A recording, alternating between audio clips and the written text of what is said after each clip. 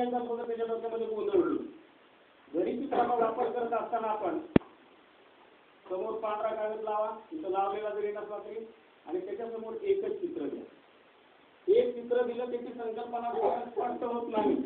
एका दिवशी पूर्ण चित्राच्या संकल्पना स्पष्ट होतील असं नाही, कारण त्याला दररोज एक जरी संकल्पना स्पष्ट झाली तर त्याचं गणिताचं पहिलीच्या विद्यार्थ्याचं 1 ते 10चं अंक 10 दिवसातच पाहिजे. त्याला एक वर्षभर 1 ते 10चे अंक द्यायचे आपल्याला. वर्षभरामध्ये आपल्याला त्याचे अंक 10 पर्यंत शिकवायचे.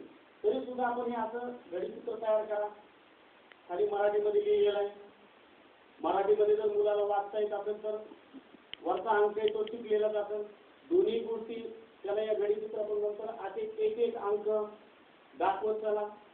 एक अंक झाला की दुसरा अंक हा दाखवा, त्याच्यानंतर पुढचा अंक उघडा करा, आणि असे गणितचित्र 1 ते 10